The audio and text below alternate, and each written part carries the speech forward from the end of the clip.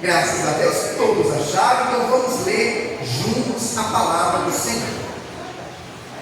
Porque um menino nos nasceu, um filho se nos deu, e o principado está sobre os seus ombros, e o seu nome será maravilhoso, Conselheiro, Deus forte, Pai da eternidade, Príncipe da paz. Aleluia. Somente este versículo, e eu gostaria de convidar a igreja a repetir após mim a parte B deste versículo que diz: e o seu nome será maravilhoso Conselheiro, Deus forte, Pai da eternidade, Príncipe da paz. Só para ficar bem gravado no meu e no teu coração. E o seu nome será maravilhoso Conselheiro, Deus forte, Pai da eternidade, Príncipe da paz. Aleluia. Coloque a Bíblia no teu assento. É momento de falar com Deus. Pai amado e Deus querido, estamos alegres, Senhor, porque estamos nesta manhã celebrando a sua primeira vinda, o seu nascimento, ó Pai, como homem nesta terra, que veio com o propósito de se entregar um dia como cordeiro vivo, santo e imaculado em nosso lugar. E nesta manhã já podemos falar com o Senhor em oração. Já podemos também louvar e agradecer o seu santo e maravilhoso nome através dos louvores. E agora a tua igreja espera receber uma palavra. Não a palavra, Pai, que nasceu no coração do pastor, não a palavra que vem de conhecimento humano, mas uma palavra, Deus, que nasceu primeiramente no teu coração e que agora será entregue, ministrada ao coração da sua igreja.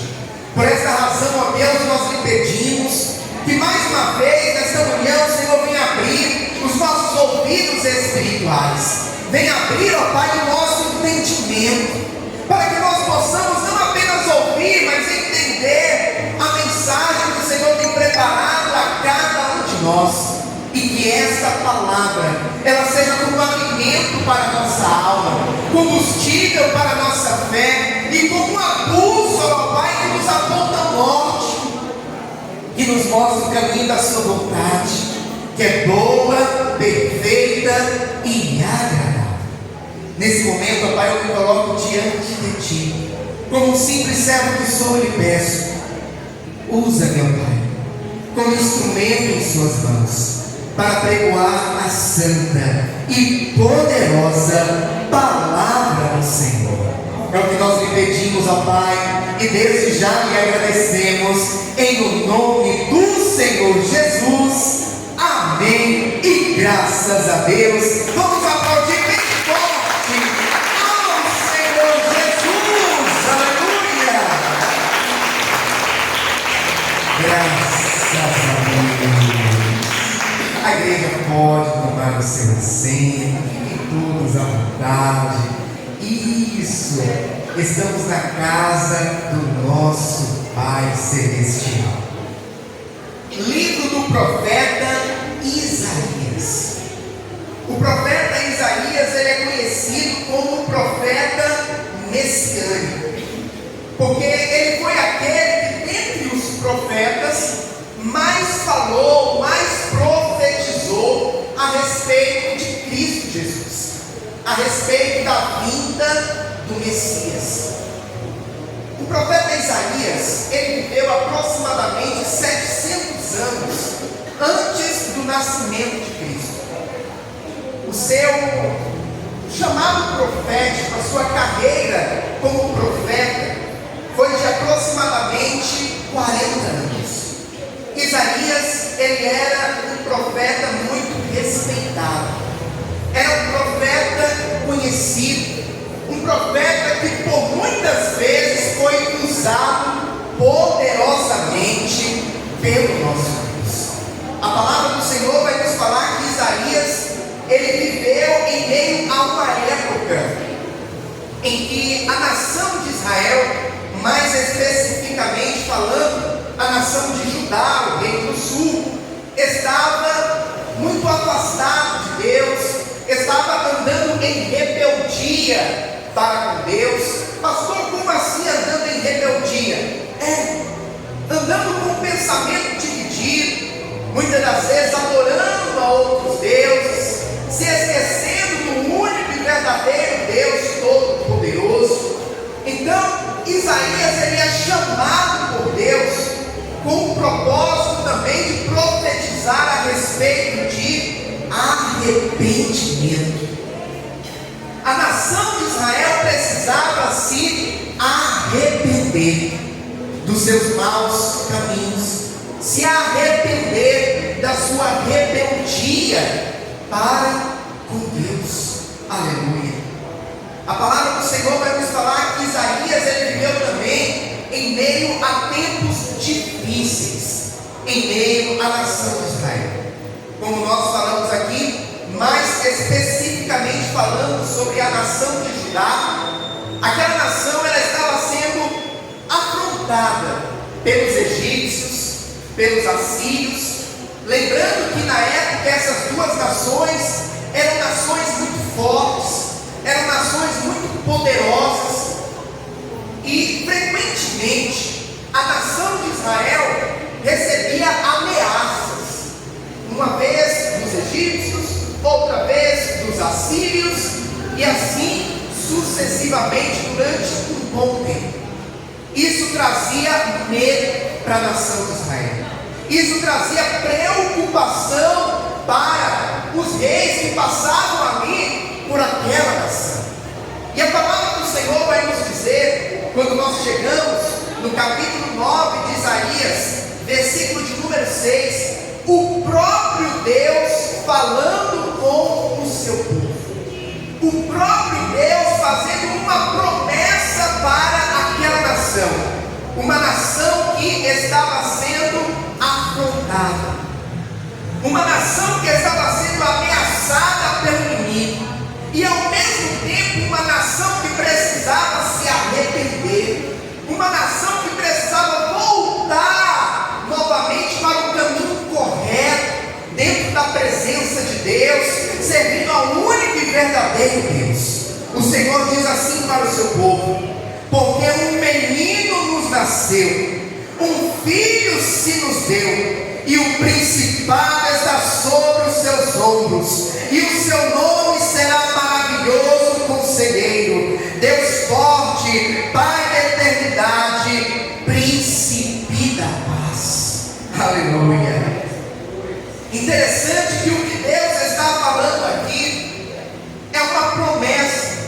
Através da boca de Isaías está sendo profetizado a respeito do que viria a acontecer 700 anos depois. Interessante que quando nós ouvimos assim 700 anos, talvez não pareça muito, mas trazendo para a nossa realidade, o nosso país, o Brasil, ele tem 524 anos, né? Que foi descoberto, digamos assim, quando Pedro Álvares Cabral chegou na Bahia. Imagine, o nosso país tem 500 e poucos anos. Essa profecia foi feita 700 anos antes do seu cumprimento. O profeta Isaías estava aqui na direção de Deus, profetizando a respeito da vinda aquele que poderia restaurar a nação de Israel, aquele que poderia salvar não somente a nação de Israel, mas salvar a toda a humanidade. E quando nós lemos este versículo, quando nós paramos para analisar palavra após palavra, frase após frase, nós podemos perceber que existem aqui revelações e ensinamentos muito poderosos da parte do nosso Deus. O primeiro está logo no início, quando o Senhor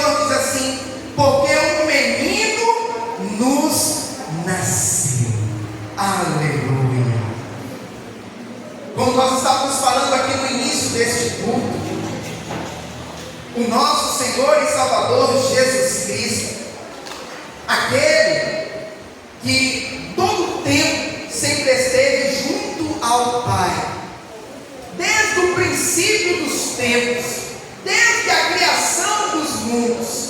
Ele e o Pai são um, o próprio Deus. Ele não precisaria vir a este mundo, está sujeito às mesmas limitações que nós, estamos sujeitos às mesmas dores, às mesmas angústias, às mesmas paixões.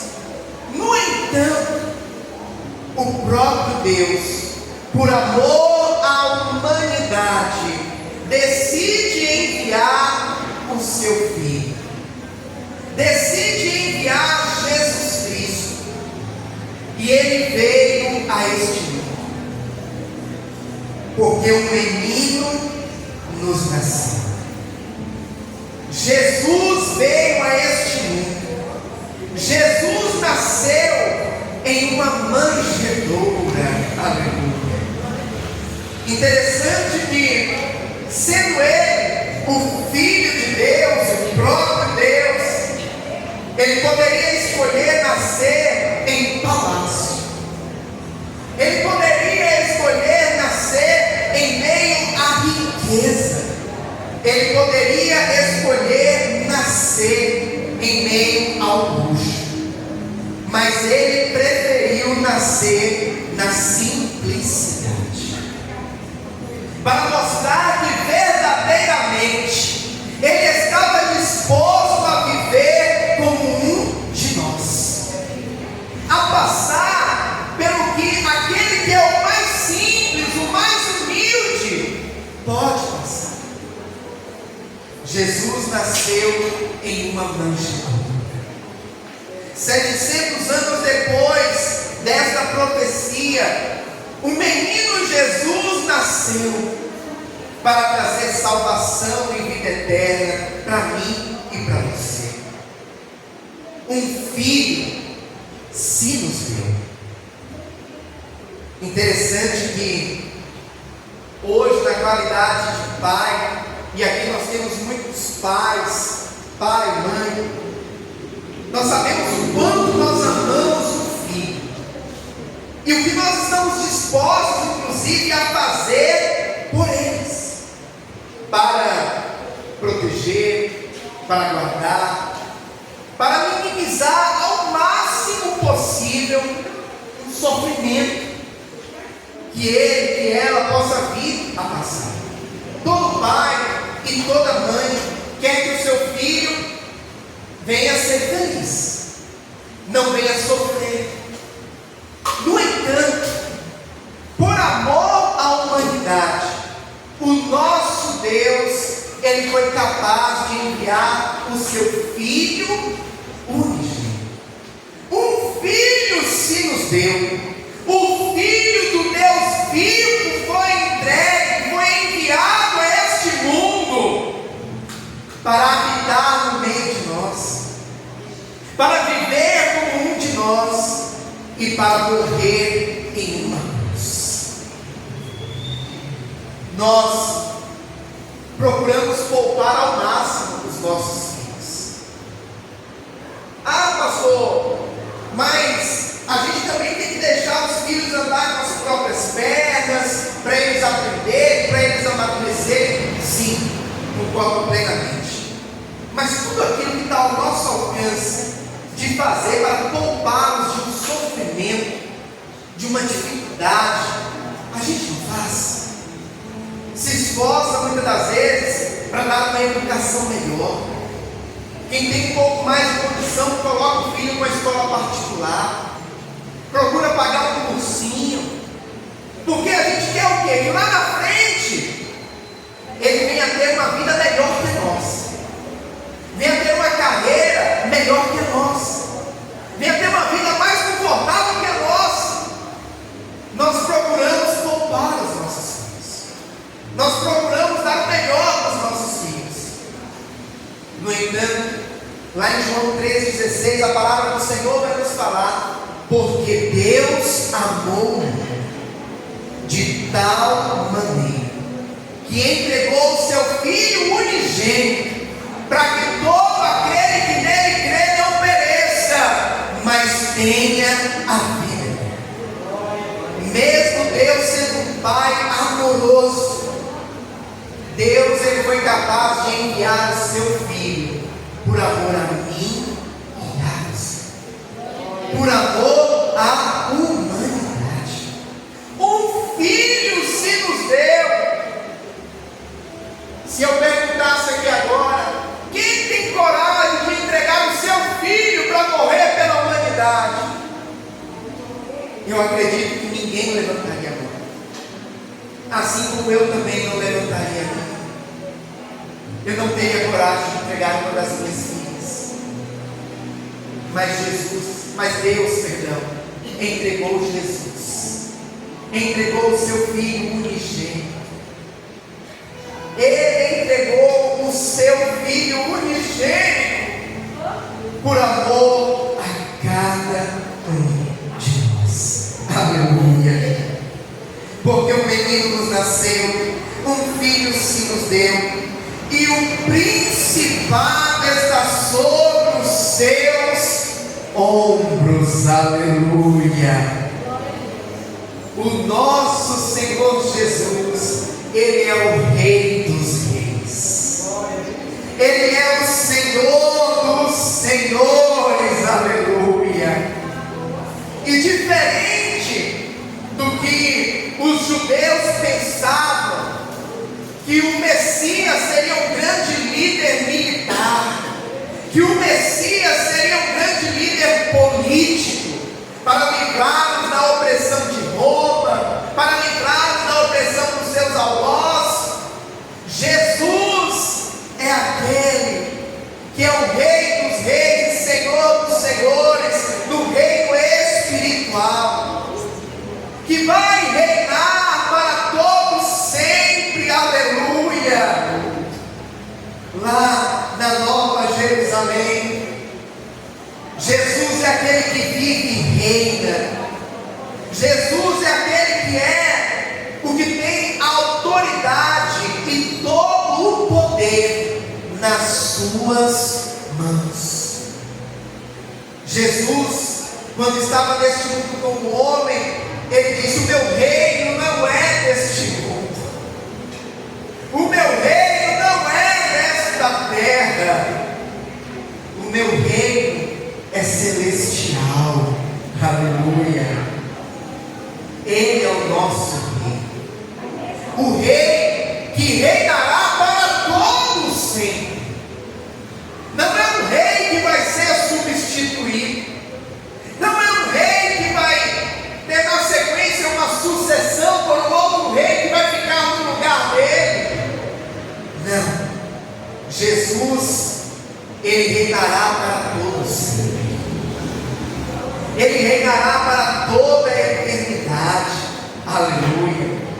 É a esse rei que nós servimos, é perante este rei que nós nos curvamos, e é por causa deste rei que nós estamos aqui nesta manhã. Aleluia. Santo, santo é o nome do Senhor. O principado está sobre os seus ombros. Ah, meu irmão e minha irmã, ele tem toda a autoridade. Ele tem inclusive autoridade sobre a minha e sobre a tua vida. E por esta razão, nós precisamos nos render diante da autoridade dele e permitir que a vontade dele venha a ser sempre cumprida em nossas vidas. Servir a Deus, servir a Jesus, é renunciar a nós mesmos também. Jesus, certa vez, ele disse: aquele que quiser vir após mim, negue-se a si mesmo, tome a sua cruz e siga-me. É necessário que nós venhamos reconhecer a autoridade de Cristo sobre nós, reconhecer o senhorio dele sobre nós, reconhecer que o principado está sobre ele, aleluia. E nós, como servos, nós precisamos obedecer.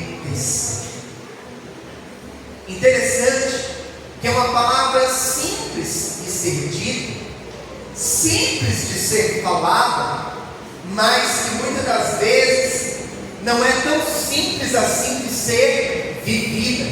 Pastor, o que? A obediência. E muitas das vezes nós pecamos nisso, pecamos na obediência, pecamos em reconhecer o senhorio de Jesus, do nosso Deus sobre nós, e que nós precisamos nos curvar diante dele, reconhecer que ele é o Senhor da minha e da tua vida. E quando chegar o momento em que você estiver diante de uma bifurcação entre fazer a sua vontade ou fazer a vontade de Deus, nós precisamos lembrar de quem que nós somos servos e a quem que nós devemos obedecer, e o caminho que nós devemos seguir, o caminho da obediência. Aleluia. Quando nós recebemos a Cristo, e olhando aqui, eu vejo que todos já receberam a Cristo. Todos nós um dia levantamos a nossa mão e dissemos assim: eu, Anderson, recebo ao Senhor Jesus como único, exclusivo, suficiente e eterno Senhor e Salvador da minha vida. Nós recebemos a Cristo como Senhor de nossas vidas. Então que venhamos verdadeiramente nas nossas escolhas, nas nossas decisões, sempre nos lembrar do senhorio dele sobre nós, e qual é a vontade dele diante daquela situação. Interessante que não são poucas as vezes que nós precisamos tomar decisões em nossas vidas, decisões inclusive que muitas delas são difíceis de serem tomadas. No entanto, nem sempre nos lembramos de perguntar ao Senhor: qual a vontade dele? Qual a direção dele? O que é melhor perante ele para cada um de nós? Às vezes, no calor do momento, queremos tomar decisões tomando como base as nossas emoções, tomando como base o nosso coração. E hoje em dia nós ouvimos muitas pessoas dizendo assim: siga o seu coração. Isso parece tão bonito, não é verdade? Isso parece tão romântico dizer: siga o teu coração. Mas sabe o que a palavra do Senhor nos fala? Enganoso é o coração do homem. Eu digo por experiência própria, pastor, já teve situações na minha vida que eu segui o meu coração. Eu quero muito isso, meu coração está batendo forte por isso. Segui o meu coração e chegou lá na frente, a consequência não foi das melhores. E aí eu falei: Senhor, mas por que, Jesus? Aí Jesus, com a voz branda e suave, diz: você seguiu não a mim, mas o teu coração. Nem sempre o nosso coração nos mostra a verdade, nem sempre o nosso coração nos mostra o que é melhor, nem sempre o nosso coração nos mostra aquilo que é a vontade de Deus para as nossas vidas. No entanto, principalmente principalmente na juventude, nós damos muito ouvido ao nosso coração, às paixões. No entanto, com o passar do tempo, com o amadurecimento, com a vivência com Deus, o Senhor vai nos mostrando dia após dia que o nosso coração é enganoso e falho, e que vale muito mais a pena seguirmos a direção de Deus do que o nosso próprio coração. Aleluia!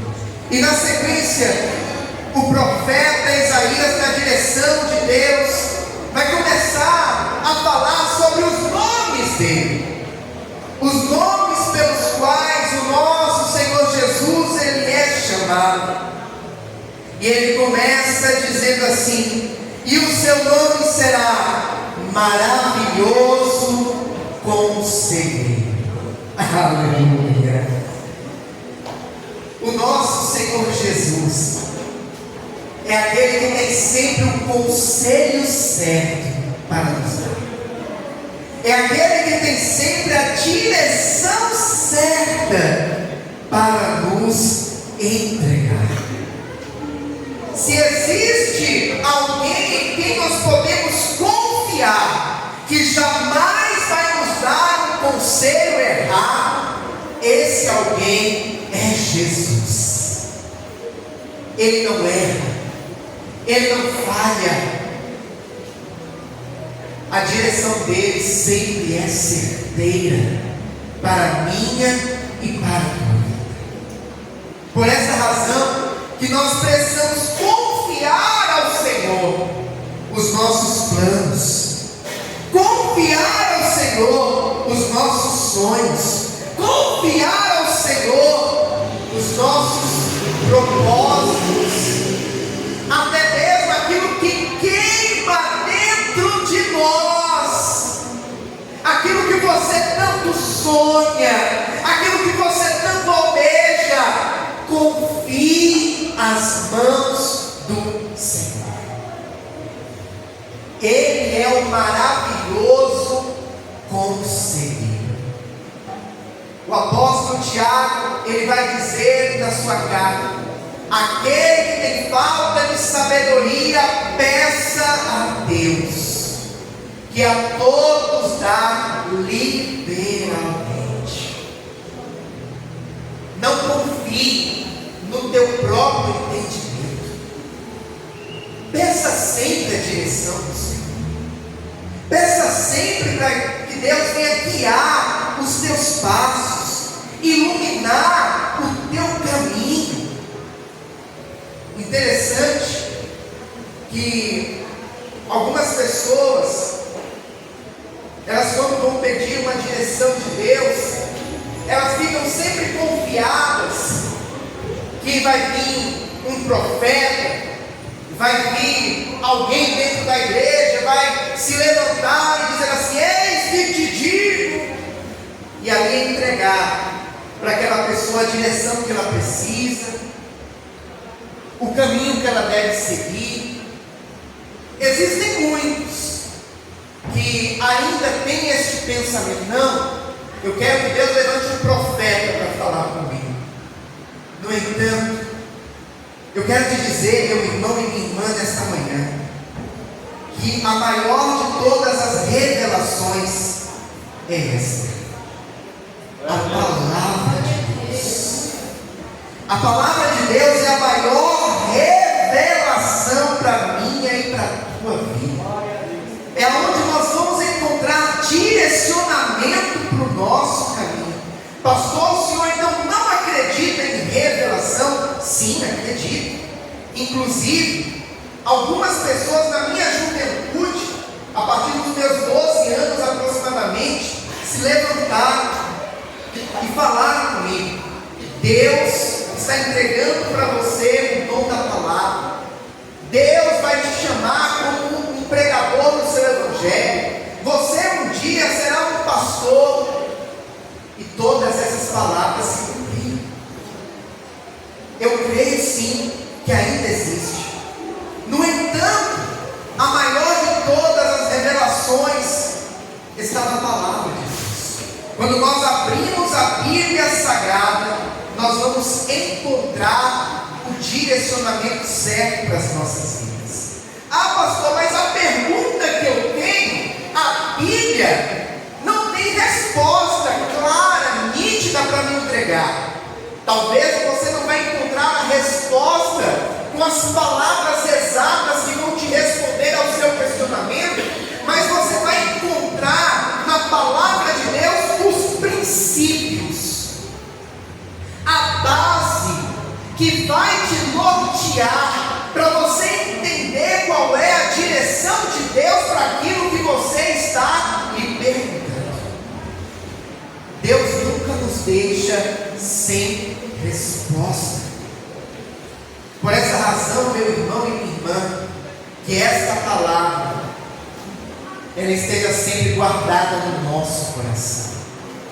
Que esta palavra ela esteja sempre implícita dentro de cada um de nós. Palavra que é viva e eficaz. Palavra que vai na divisão entre a alma e o espírito. Palavra que é capaz de discernir os nossos pensamentos e intenções do nosso coração. Aleluia. Jesus, Ele é um maravilhoso conselheiro. Aleluia. E o profeta Isaías, na direção de Deus, continua a profetizar, dizendo que o seu nome também será Deus forte. Aleluia. O Deus que eu e você servimos é o Deus que tem todo o poder.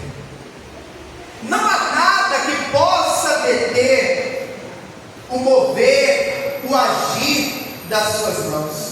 Inclusive, aqui mesmo no livro do profeta Isaías, capítulo 43, versículo de número 13, o Senhor vai dizer: ainda antes que houvesse dia, eu sou. E não há quem possa fazer escapar das minhas mãos, operando eu. Quem impedirá? Quem pode impedir o mover, o agir das mãos do teu Deus, do nosso Deus? Não há nada, nem ninguém que possa se comparar ao poder do nosso Deus. É por essa razão, meu irmão e minha irmã, que em meio às situações da vida, em meio às lutas e às adversidades que eu e você enfrentamos, nós precisamos focar não no problema que nós estamos enfrentando, não no inimigo que está na nossa frente, mas no Deus forte ao qual nós servimos. Seja qual for o teu problema, seja um problema de âmbito espiritual, seja um problema na saúde, seja um problema financeiro, seja um problema familiar, seja um problema interior, sentimental, existe um Deus forte, que é maior do que este problema, que é maior do que esta situação.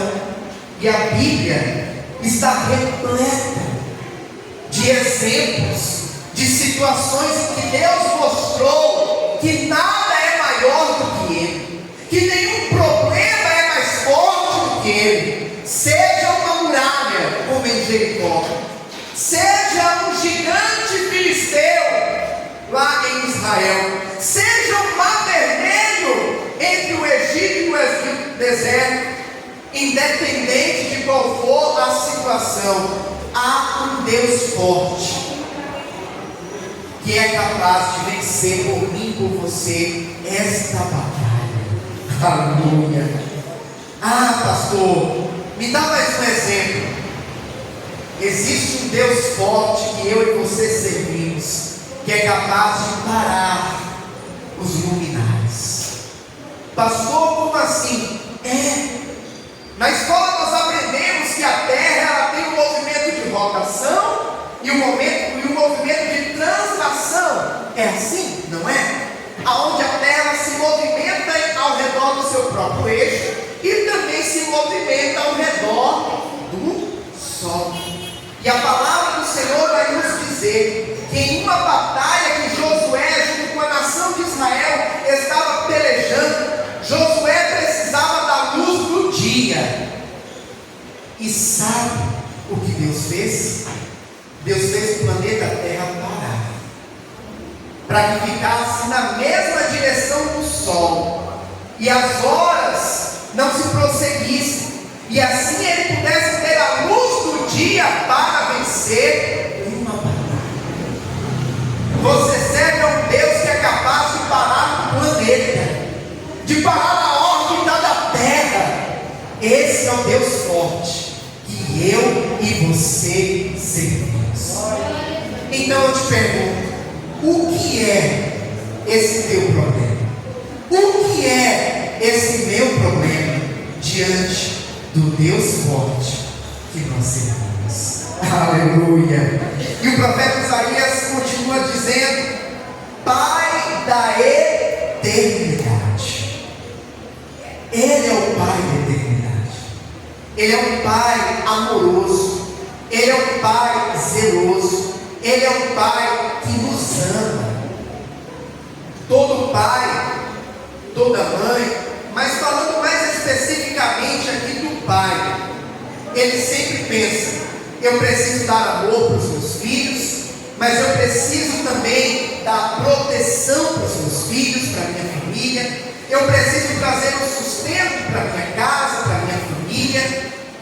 O pai, ele sabe que existe uma responsabilidade sobre ele. Estou falando de mim, estou falando de você, pai.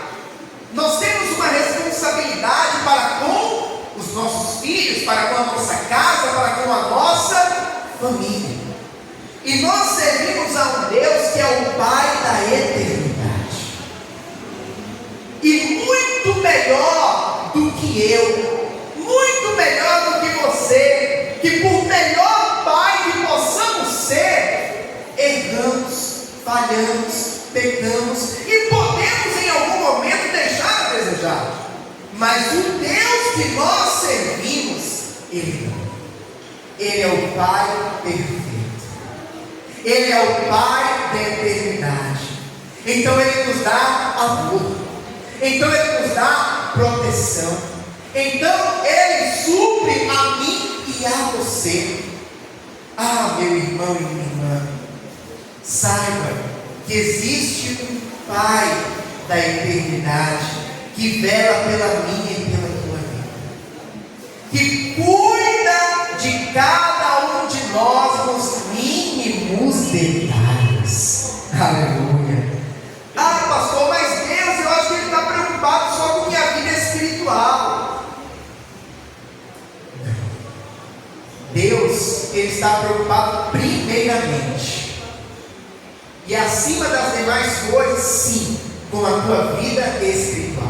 Mas não é apenas com a tua vida espiritual que Deus está preocupado, que Deus cuida, que Deus ama. Deus, Ele quer que você seja feliz em todas as áreas da tua vida. Jesus, Ele veio para trazer vida e vida com abundância. Então, Ele quer primeiramente que eu e você sejamos salvos. Isso é o primordial. Porque de que adianta o homem ganhar o mundo inteiro e perder a sua alma? No entanto, depois da minha e da tua salvação, Ele quer sim que você seja feliz no teu casamento. Ele quer sim que você seja feliz na tua vida profissional. Ele quer sim que você seja próspero financeiramente. Ele quer sim que você seja feliz sentimentalmente. Ele quer que você seja completo. Ele quer que você seja pleno. Aleluia. Inclusive, alguns meses atrás, nós tivemos uma campanha aqui que foi voltada para a prosperidade. E aí, quando fala de prosperidade, algumas pessoas já pensam assim: vai falar só de dinheiro. Mas na verdade, quando nós vamos analisar a Bíblia Sagrada, nós vamos ver que a prosperidade de Deus, dentro da prosperidade de Deus, o dinheiro é apenas um detalhe, é apenas uma parte, porque a prosperidade de Deus fala de completude. fala de você ser pleno, fala de você não ter falta em todas as áreas da sua vida.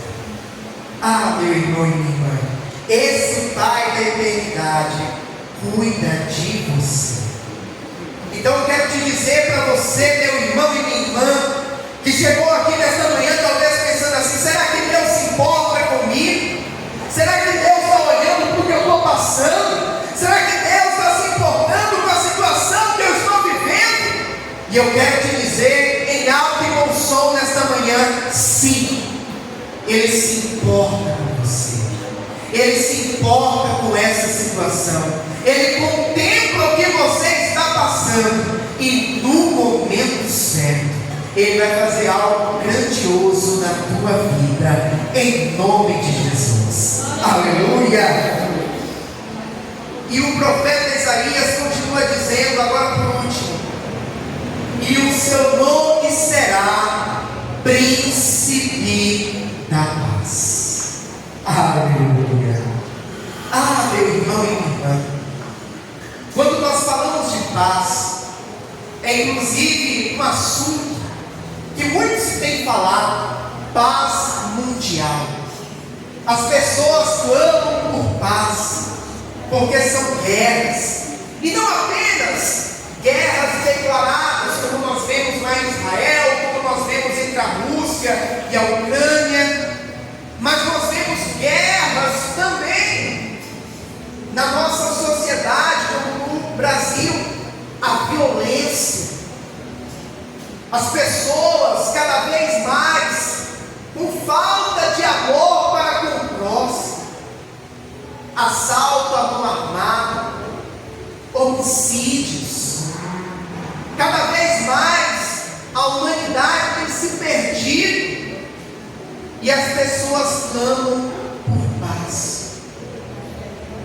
Paz não apenas fora de casa, paz também dentro de casa.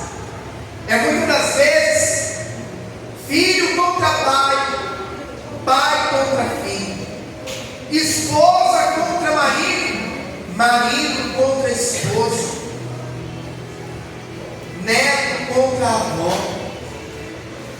guerras dentro da família, contendas, brigas, discussões severas, e as pessoas cada vez mais têm clamado por paz, paz interior. E eu vou além: paz não apenas em casa, paz no trabalho. Às vezes no trabalho são perseguições, pessoas que muitas das vezes têm inveja, desejam o mal, querem ver a pessoa por baixo. Pastor, existe isso? Existe. E os irmãos sabem muito bem disso. No entanto, o profeta Isaías está dizendo que o seu nome será Príncipe da Paz, porque Jesus é aquele que tem a verdadeira paz para nos dar, a verdadeira paz para nos entregar. Aleluia! O apóstolo Paulo fala a respeito de uma paz que excede todo o nosso entendimento. E muitas das vezes nós ficamos pensando assim: que paz é essa que é capaz de exceder o entendimento? É uma paz interior, é uma paz que habita dentro de nós a partir do momento que nós recebemos a Cristo. Deus abençoe. Aleluia.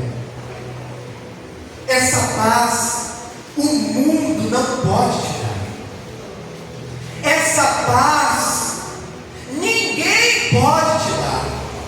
A paz interior só Jesus pode nos dar. Sabe por quê? Existem pessoas que não estão vivendo guerras no trabalho, não estão vivendo guerras na família. No entanto, dentro de si não tem paz. E quando dentro de si a pessoa como se ela estivesse vivendo uma guerra também exterior.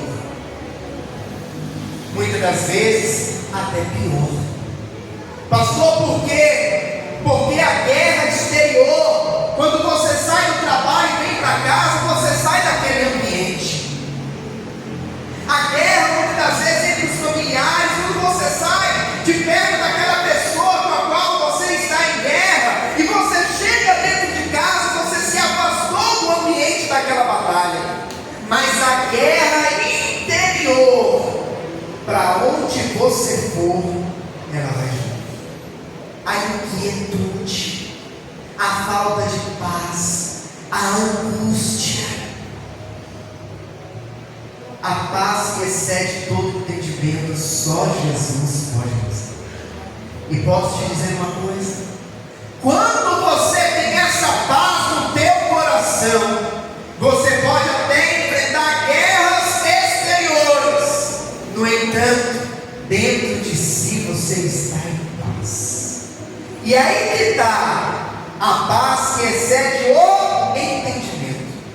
Como entender esta paz, mesmo em meio a uma guerra, o coração está em paz? Só Jesus pode nos dar isso. Só Jesus pode operar isso na minha e na tua vida. Aleluia.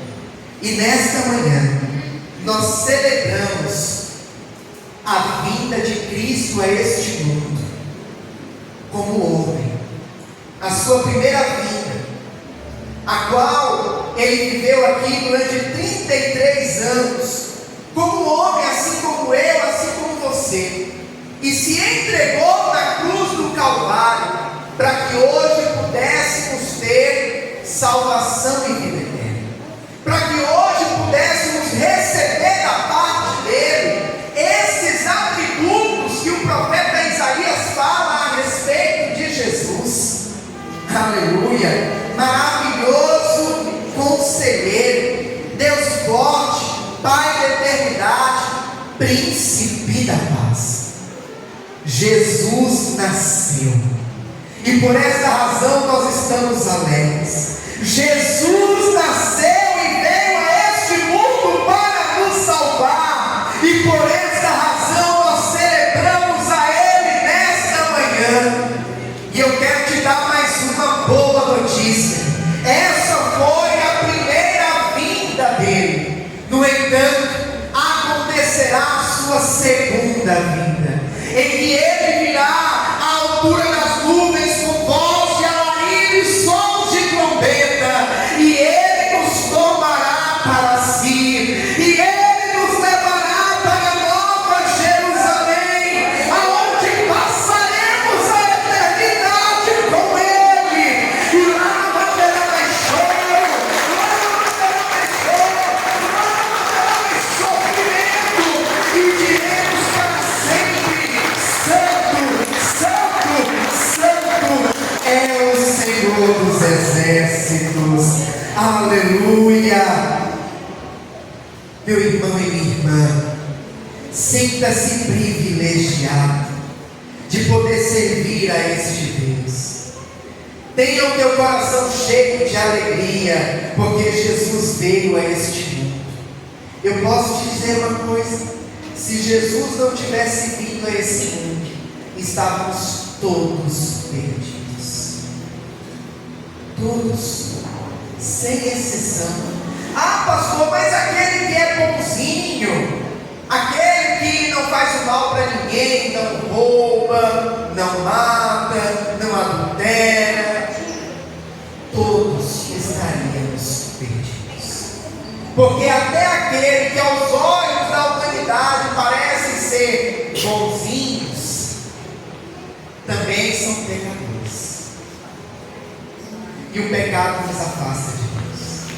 No entanto, eu quero te dizer uma coisa: enquanto o pecado nos afasta de Deus, Jesus veio a este mundo para nos levar novamente até Deus, para nos mostrar novamente o caminho para nos achegarmos ao Pai, para que um dia passemos a Aleluia. Vamos